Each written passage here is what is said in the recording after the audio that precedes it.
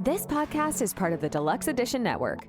To find other great shows on the network, head over to deluxeeditionnetwork.com. That's deluxeeditionnetwork.com.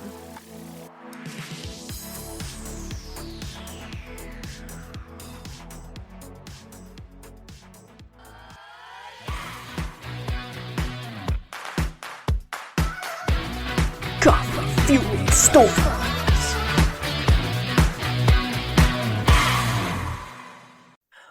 Hello. It's me, Michelle, your host and pocket DJ of Coffee Fueled Stories, a show where storytelling and coffee hang out.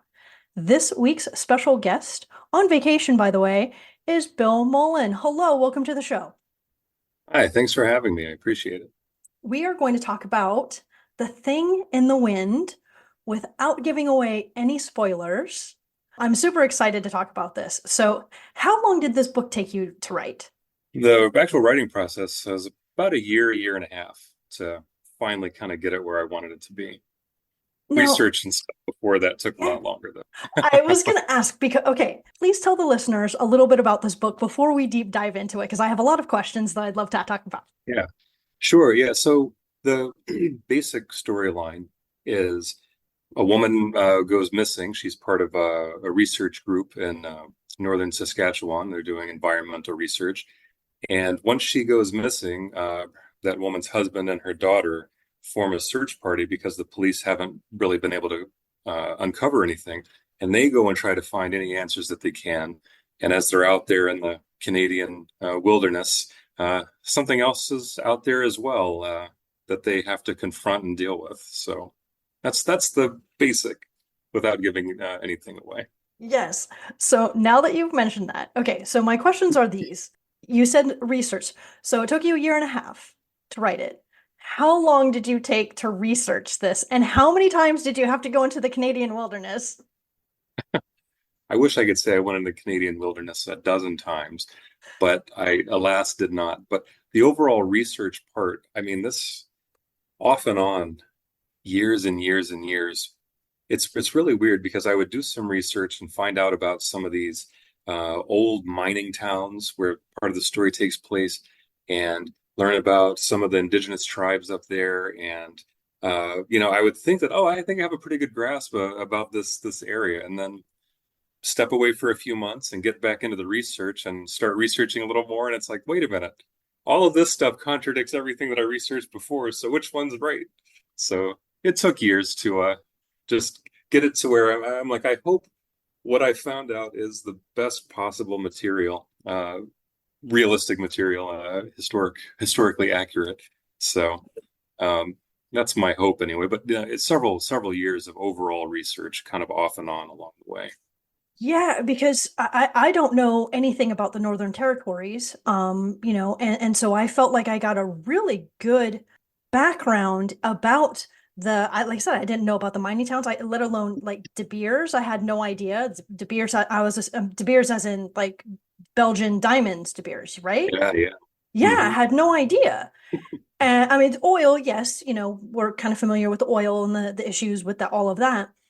Your insight into the environmental aspect of it as well was really I really appreciated the whole just taking you through nature, like nature with a capital N, and you hit nature with a capital N in there a couple times.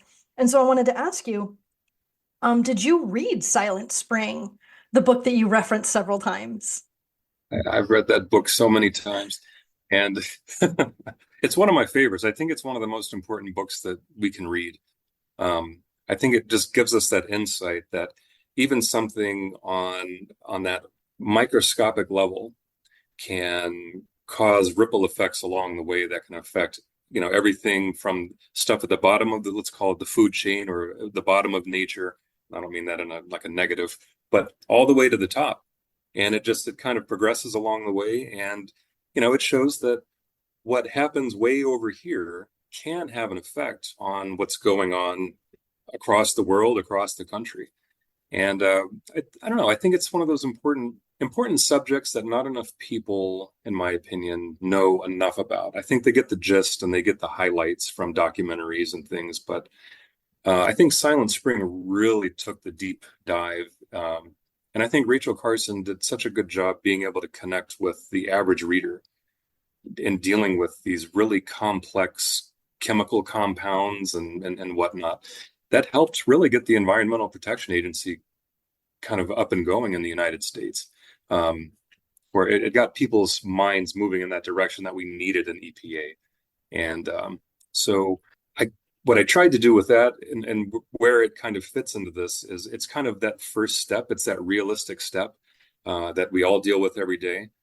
And then kind of take it to that kind of an existential level, the capital N in nature and see, because a lot of us have a really close and strong connection with nature. I mean, sometimes when we're out hiking or just wandering through the woods, there's an energy there that we can kind of feel. And it's different for everybody. But I wanted to kind of play with that a little bit. And that was a very long answer to did I read Silent Spring? I love it. I love it because that's going to lead to the next question. So forest bathing, that's another term, a big buzz term that kind of came about very recently.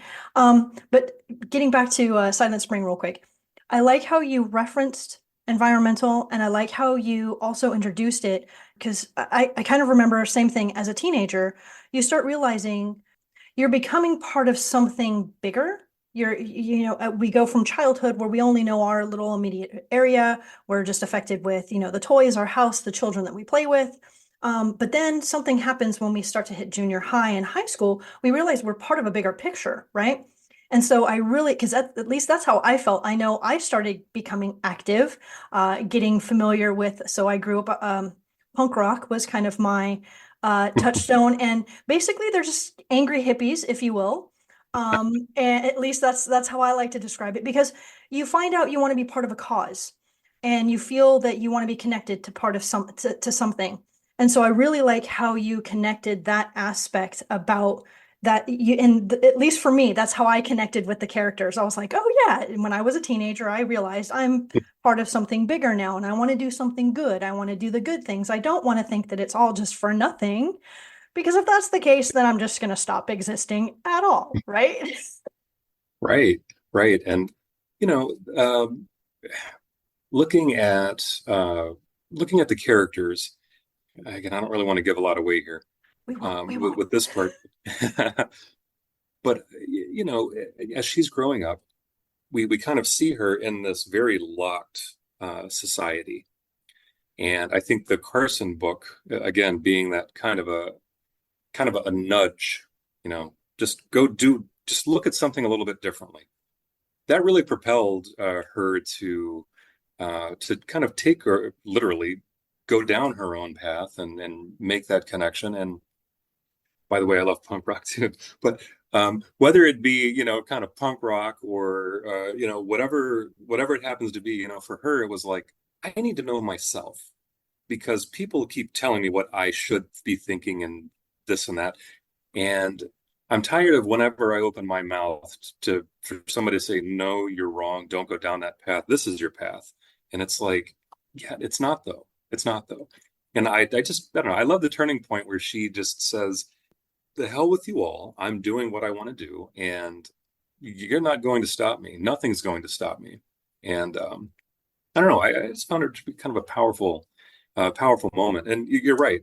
When we're teenagers, we start kind of understanding, at least we hope that they do, start understanding like it's not all about the rules. It's not all about this, not all about that. I'm a person too, and I can have my own independent thoughts. And if I think this way about something, no matter what everybody else tells me, that doesn't mean that I'm wrong because that's what it feels like to me. And I'm going to enjoy that and move in that direction and keep doing what I enjoy.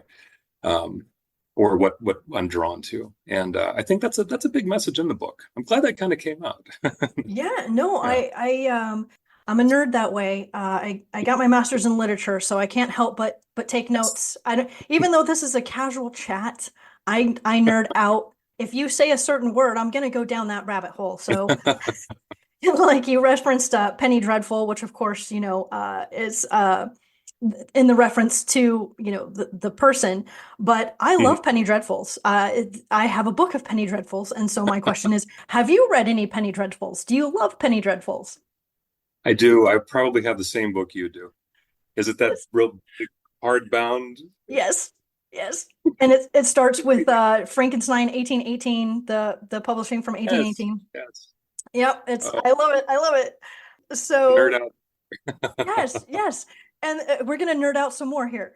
You referenced the ants, how she's watching the ants, and I got so excited, and this is gonna sound silly. Okay, when I was in grad school, I felt like so for the first 5 weeks, I felt like I had made the biggest mistake of my life. Even more so than the military. The military, I was like okay with. After the first weekend, I was like, okay, I can survive this. Like, this is good. I'll just keep doing what they tell me to do. We lived meal by meal. But grad school was a different story. For the first 5 weeks, I literally cried every day after class, thinking, what did I get myself into? Why did I do this? Right. But but so we didn't my program wasn't a thesis program. We had comps, we had comprehensive exams. And so as we're prepping for the comprehensive exams, we're rereading the books for like the 10th time and just like really just hitting it hard. And the one thing that stuck with me, somebody sent me a meme and it was a little ant holding a leaf. And I was like, damn it, if he can do it, so can I. Nice. So I love your reference to leaf cutter ants. I literally have leaf cutter ants are badass. Absolutely. And I've never seen that meme, so I I will didn't steal share it with you. it. Please do. Yeah, it's awesome. It's like, and that was kind of like my motto. Like, if I was like, okay, this little ant, I'm just this little, same thing here. Again, I'm this insignificant thing. I was like, all of these other people who have gone through this program have successfully gone through this program and gone on to, better themselves. I was like, if they can do it, I too can be one of them. So, leaf cutter ants are badass. Yes, they are. And I think that they need to do away with comp exams. I don't like them either. I was wondering why they didn't have the thesis program, and it's because the university I went to Cal Poly Pomona, Mhm. and they don't have a PhD program. So because they Oh, don't have a PhD program, you're literally a jumping off point for those of us who weren't going into a PhD program, and those who were going into a PhD program would then have to get accepted to another university. And I was like, I'm not doing that. oh, Mad respect though, mad respect. I just was like, I had spent 10 years in school. I did military first, then corporate. I graduated with my master's at 40. So I was like, I'm done. I'm done. I need to go yeah, make yeah. some money now. I Yeah. need to take my degree and do something. So your book, in a way, with its I don't want to call it weather, but atmosphere, with all of the snow and the environment. I love Scandinavian noir or Nordic noir, Icelandic noir. Do you read Mhm. those as well? Like, are you a fan of that genre? Um, Closest I would have gotten to that would be probably The Ritual by I think it's Adam Neville. Um, and that might be about it. Unless you kind of, I wouldn't tie in Let the Right One in that one, but um, so I haven't read that much of the Scandinavian works though. But those that I have read, I've enjoyed, and I think they do a really good job. At least the two I mentioned, that writing style, even though some of it's translated, even the translated did a great job of just, I don't know, the senses of like isolation of how the weather and the overall environment is its own character, it's its own Yes. entity, let's say. And I was hoping to kind of capture that here as well, that I don't know, that kind of like an experience that I guess this day and age people don't get very often, and that's a true sense of desolation, that I'm so far away from everything, that I only have me, in a sense. Like, I can only save myself. Nobody else is going to save me. Technology's not going to save me because it doesn't work out here. And I don't know. I kind of got that from a little bit of that from those works, and even some much older works before a lot of this technology was even around. like the old Algernon Blackwood works and whatnot. He did such a good job, I think, with desolation. And in his case, not all of his stuff is necessarily about the cold. Like the Willows, for instance, that takes place out in Hungary on the Danube River, but they're still so far from everything. It's like they can only save themselves. They're 50 miles from anything, and I don't know. I kind of like that kind of a mixture of kind of survivalist environmental fiction, but I don't know, something about the environment. It kind of goes back to, I think, the importance of nature and our connection with it. And then on the other hand, nature doesn't have feelings. So but Okay. Sorry, please. no, I'm done. Yeah. The Thing, John Carpenter's The Thing, when it first came out. I mean, come on. Like Great. that is pure genius. I mean, talk about desolation, all the stuff that comes with it. And then, for the time, the special effects. I mean, we've come a long way since then, but I saw it when it first came out. I'm a product of the 80s, Generation X. So for me, The Thing was just like the most absolutely mind-blowing thing to see of that time. And the desolation, that was the very first time where I had been introduced to that environment. Yeah. No, The Thing's one of my favorite films. And it reminds me, I always made or connected it with H.P. Lovecraft's At the Mountains of Madness. There's something about Antarctica, and I would love to go. Of course, I look at the price, and that's not happening anytime soon. But I would love to go there. This idea of being able to be somewhere where so few humans have actually been.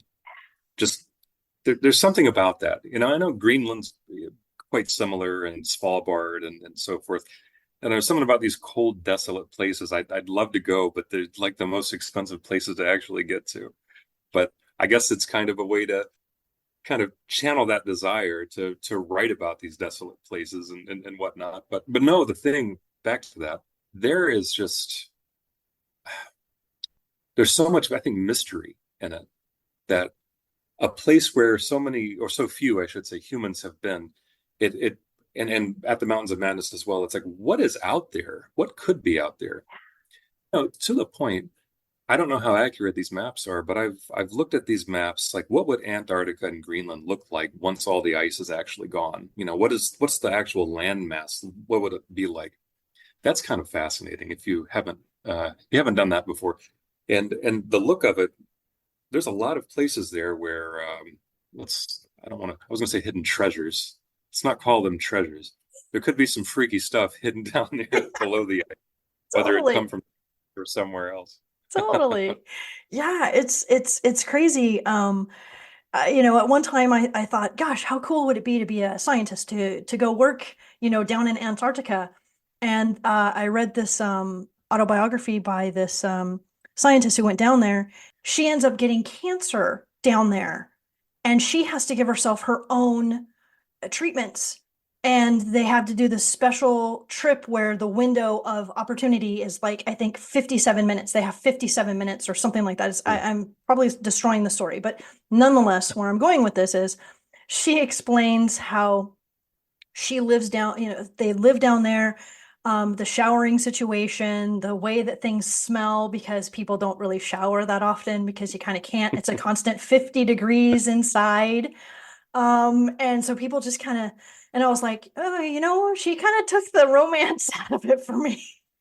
It's like, I don't know. I'd love to go down there, but I don't want to, again, I don't want to be with the people. Right. Take the expensive trip where you go on this boat. At least there's showers and stuff, and you only stay like a week. Yes, that sounds good. That's like $30,000 just Oh to my do gosh. that. Oh my God. That starts when you leave like the bottom of Argentina. I was like, yeah, that's in a different solar system than.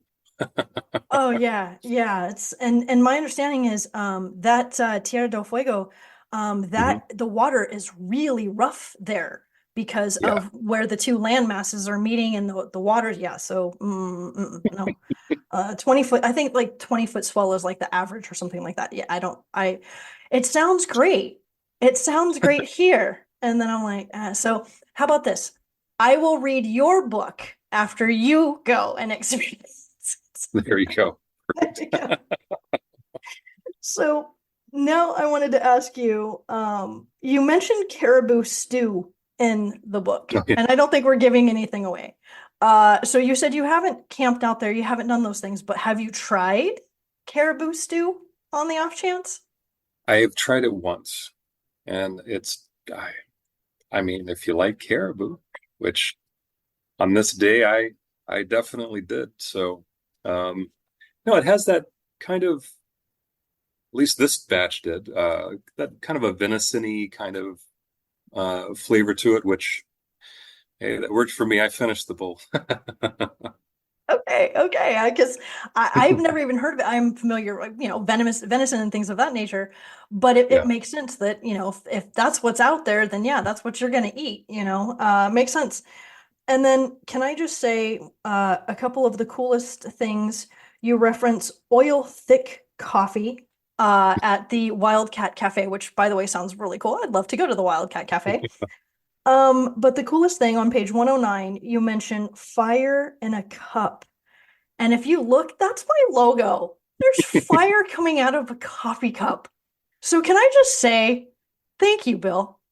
Thank you Well, for having fire in a you were cup. throwing that to me. I grabbed it and I'm like, yes, Michelle, here you go. That one's just for you. I was like, I even took a picture of it, highlighted it, and sent it to my grad school friend. Oh my Nice. God, I was like, dude, check this out. She's, oh, that's your logo. So she said the same thing. She was like, he was channeling you. That's right. So this conversation was meant to happen, Bill. Um, Absolutely. yeah. And Did then you see it on page? I'm just kidding. yes. You mentioned shrimp and scallops. Clearly, I must have been hungry when I was reading, because I'm focusing in on some food and coffee. But shrimps and scallops. I thought it was funny that she mentioned about how the shrimps were overcooked, but the scallops were cooked perfectly.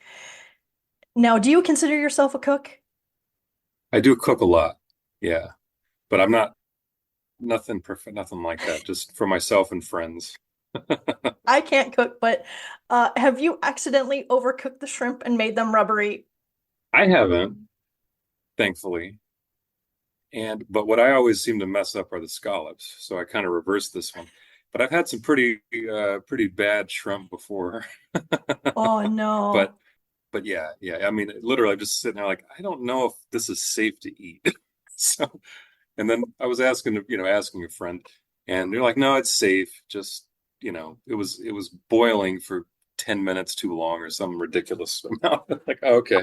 So that always kind of stuck with me. And scallops, in my opinion, they're just hard to cook. Like to get them exactly how they're supposed to Yeah. be. It's almost to the point where I'm like, I quit. I'm just gonna get them at a restaurant whenever I go to one. Exactly. Every time I see them, like, it looks really pretty on the display, and I'm like, oh, scallops, yeah. And then I'm like, how many chef shows where I've seen where they're cooking it and they've ruined it? I'm like, if these guys ruin it, I'm probably gonna ruin it. Oh yeah. I can't remember. I've probably never gotten them right, actually. And then, after they went up in price, I'm like, well, that's a good reason not to try this anymore. Totally, totally, Just imagining Gordon Ramsay screaming at me, totally. what are you doing? Right? So, Bill, I'm gonna thank you. I love getting to know writers and authors because, I don't, that's why I like this to be a casual chat. I want it to be more of a conversation as opposed to just asking you the stock questions. But I do have some what I call stock questions that I would like to ask you. Sure. Um, so did you always know that you wanted to write stories? Were you always a storyteller as a child? Like, has this something that's always been in you? Yeah. I can't pinpoint the exact age, but sometime in elementary school, I would actually handwrite stories. And I don't know, it was third or second grade. We did some project and we took a big piece of construction paper, turn it over and staple everything. And that was kind of like your own paperback something. That's not what this is for some report or something. But I thought, oh, I could make a book. That's how I can make a book with my own cover. So I would write these little stories and I would make my own cover and, show it to family, and they would, because I was a child, be kind and say, "Oh, it's great, it's great," and they weren't. But so I would always do that. But the other part, I always like to read, and so from the moment that I could, I was always reading and reading and reading, and uh, I think I loved it so much. I love these stories so much. Of course, as you read, you start thinking up your own ideas. Well, what if they did this or that, or what if blah blah blah? And I thought, I'm going to write it. Not the same characters or the same story or anything, but there's like a little moment in this story when this thing happens. I could write a whole story about that. And it could just be a spider running across the floor or an ant carrying a leaf. It could be that little thing, and then suddenly you have your own. And I don't know. I always liked that, and I kind of went back and forth with different genres and stuff. But I don't know. There's something really necessary for me anyway, just to sit down and write. And it's an individual thing. You're off on your own, you're doing your own thing, you're kind of tuning everything else out, even if a lot's going on around you. And that works really well, I think, with my personality. I like that I can at least also have like an excuse, like, I'm going to go write now, which means I can turn the phone off, leave me alone, and I'm locking the door. Totally. That's like one of the best things is, I have to go have alone time now. Right. So when you are reading, do you have a favorite snack? Do you snack when you like to read? Not necessarily. For me, reading is pretty, I would say it's kind of intensive. There's not a lot of other stuff going on. Might have a cup of coffee with me or something, but I'm usually just kind of so focused. I'm not thinking about anything else. I'm kind of laser focused in. And then probably for the past 7 or 8 years, now that like audiobooks are a lot bigger now and more accessible, back and forth. Anytime I'm in the car, there's an audiobook going. And which frustrates anybody that's in the car with me. Oh well. And like I need to know what happens in the story. But anyway, when I'm actually just reading a book though, but it's just it's kind of isolating to it's kind of like I zone everything out, and like I said, maybe have a cup of coffee, oil thick, fiery. That's right. That's right. So when you're writing, do you drink coffee, a lot of coffee when you're in that zone? Oh no, no, no. That's a different monster. So when I'm so when I'm writing, it's one of two things. Either it's dead silent in the house and I'm just writing, which that doesn't happen that much anymore, or I have a beer and I'll have like Rammstein blasting, and the thing in the wind, 90% of that was written while I had a beer sitting here, and it's like 1 o'clock in the morning, and Rammstein is far too loud, but I don't really care. And I do it. And I choose Rammstein because I don't speak German. So I can just really enjoy the rhythms and the flows of it all. And it's not like I'm listening to Manson or something where it's like, I know what you're saying, and now I'm getting into the song. It's just more like tuning things out. And I would get at the end of these writing sessions, deaf and everything. And I would just, go to bed, and before falling asleep, think, I wonder how much of that was just crap. Like, I'm going to have to go back and really reread this because it's like it's late, and I'm not drunk or anything. I mean, just, you have a couple beers. And, I'm like, it just seemed to be happening. And then, you go in the next day and it's like, I wrote that? Wow. I'm going to have to do that again. So it's it's a rock show to be writing, I guess these days anyway, the past several years.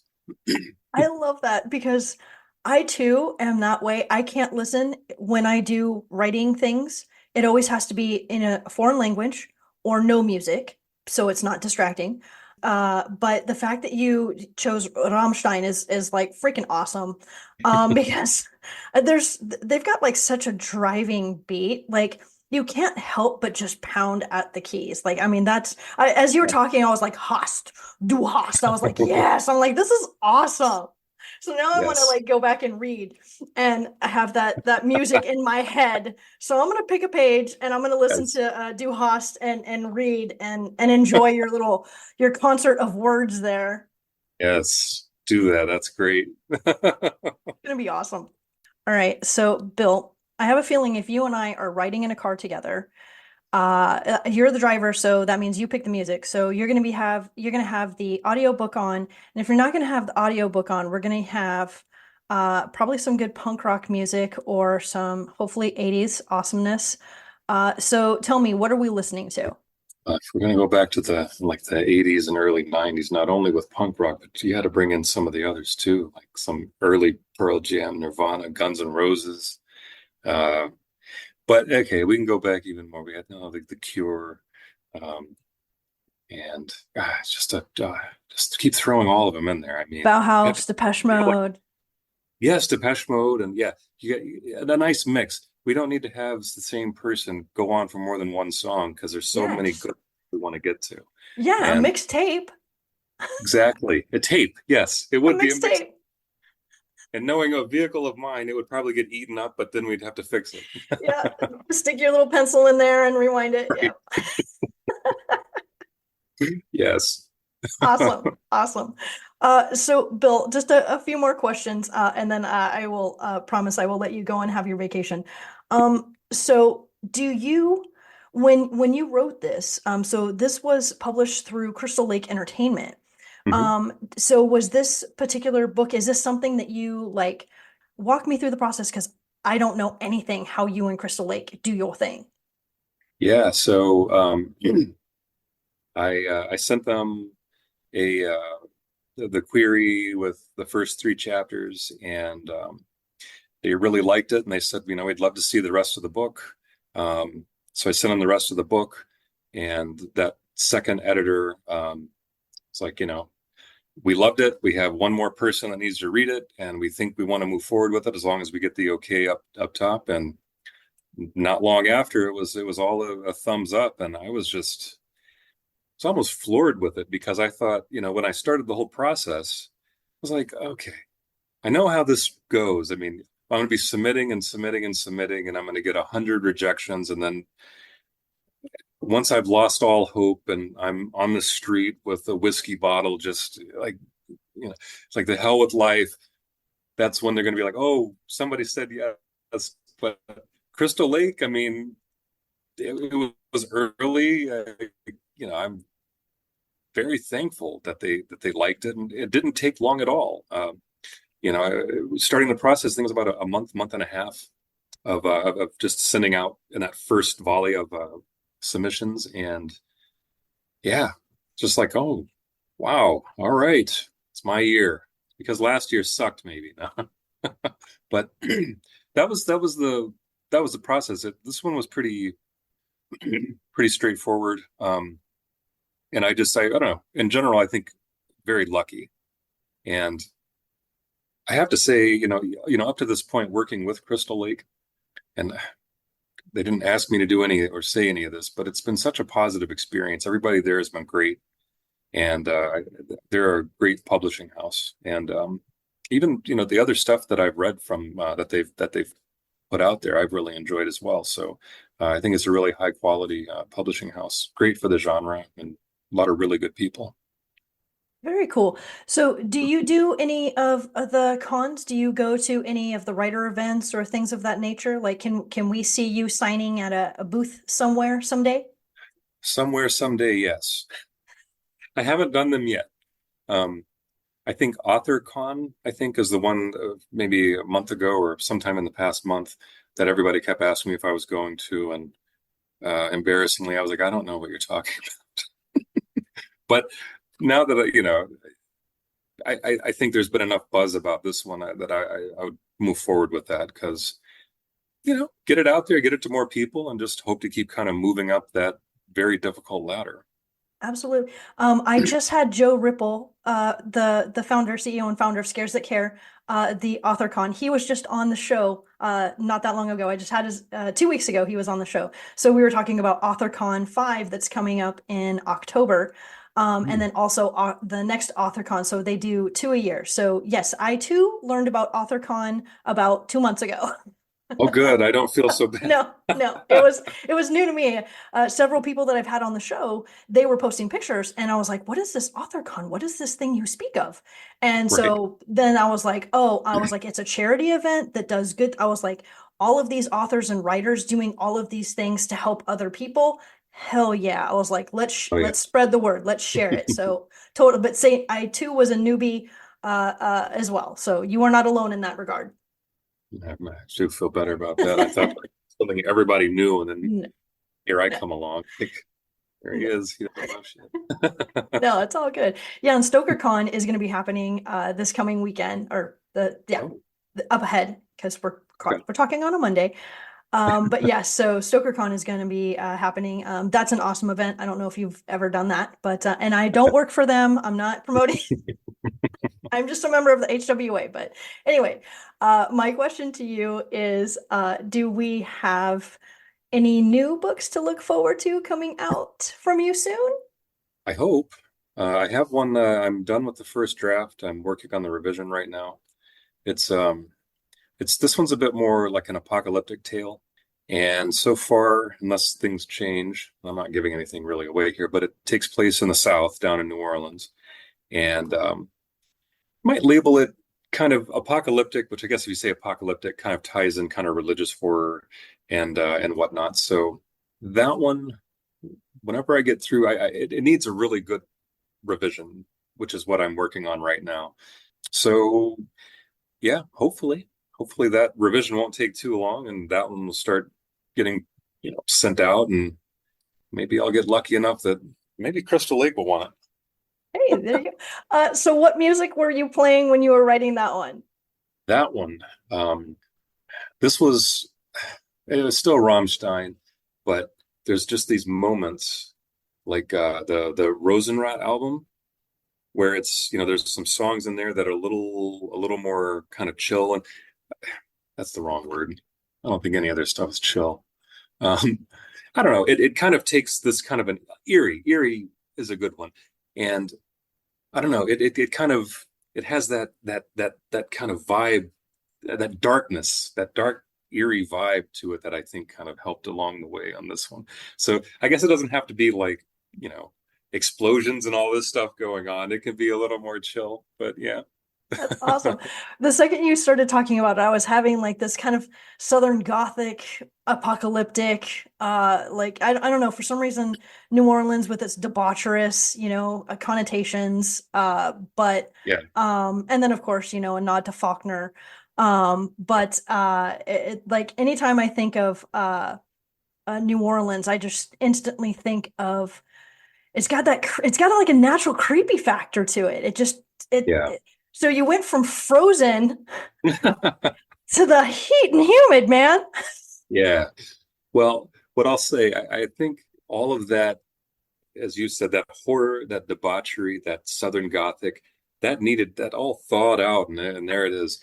It's a dark novel. It's dark, and half this, well, not half, some of the stuff in it, I don't know if today's reading audience, how you're like, I don't know if this could come back and haunt me and kick me pretty hard.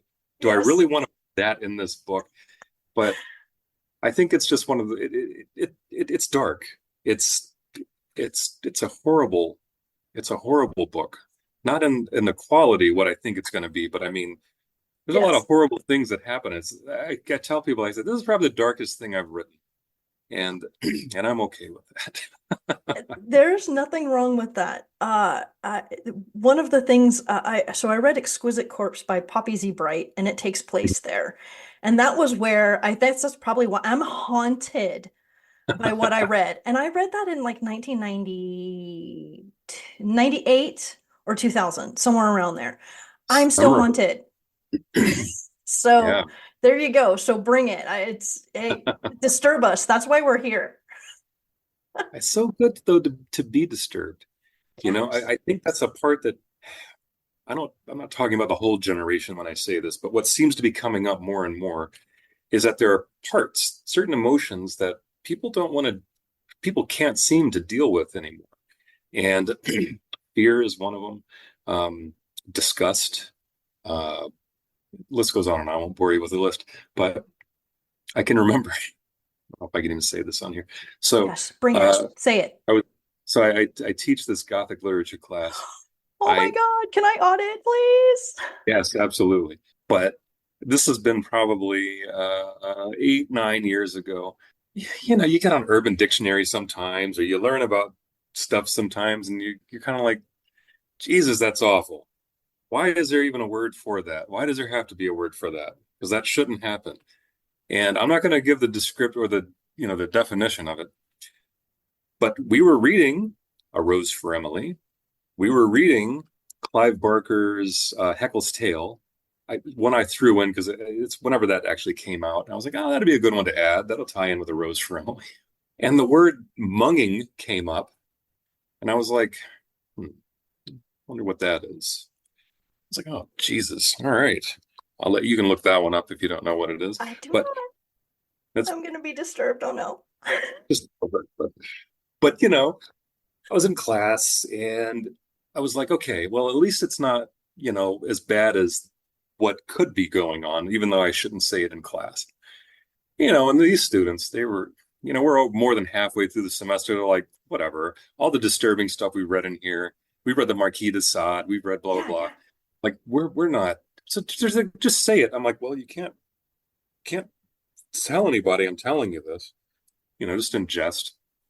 So I told them what it was and the definition. And, I could tell on their faces somewhere just kind of disturbed. But that was a time when it's like, okay, that's disturbing. I understand how to process disturbing. And it was probably 4 years later, a student from that class, former student from that class, sends me this message. And they were like, listen, I'm at work right now, and we're having this discussion in the back room. What is the name of that horrible blah, blah? She gave the definition of it. And I was like, oh, my God. And I sent it out like, that's munging that you're talking about. And she's like, yeah, that's it. Thanks. And then I'm just like 4 years later, and it's stuck. It's stuck. And now you're talking about it in the back room and you're at your job. I'm like, please don't tell your manager, for God's sake. Okay. So, anyway, sorry. No, I'm gonna go look it up and I'm gonna be disturbed, but that reminds me.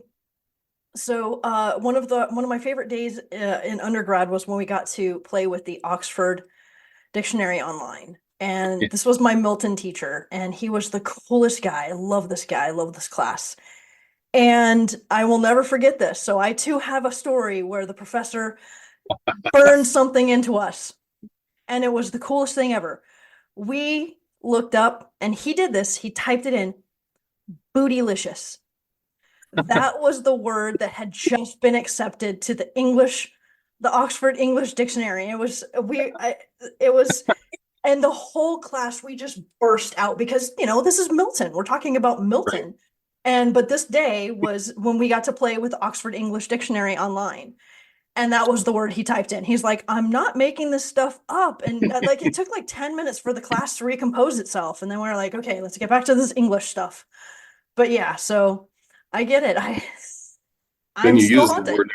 I'm gonna look it up on my phone. I'm not gonna look it up on my computer, so that I can not see that. But yes, I do get the disturbing, and I don't know. There's just something about. This is why writers are.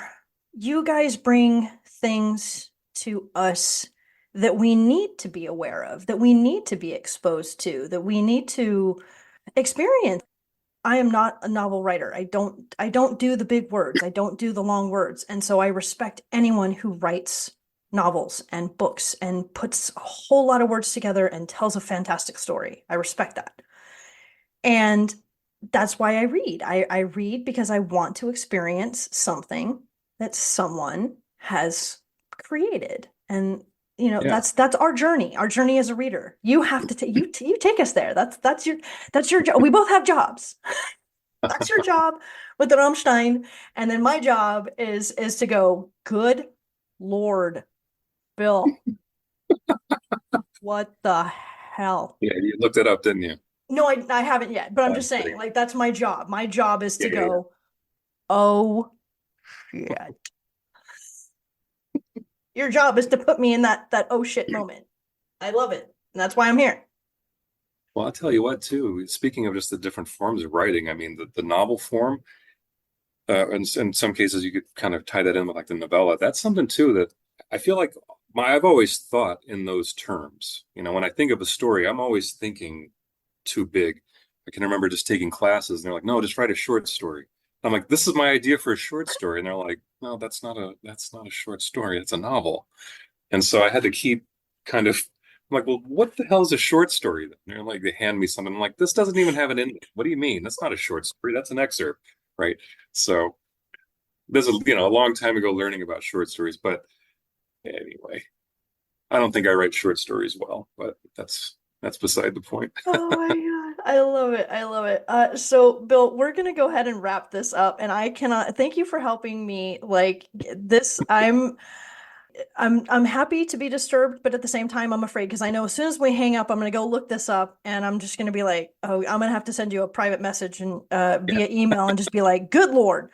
Uh, and Awesome. I thank you for your time. I'm so Hey, happy thank that you for you having took me the on Thank you for, like I said, I here. know that you've got to get running. The last thing I'm going to ask you to do is to please say my tagline, which is go forth and be magical. Go forth and be magical.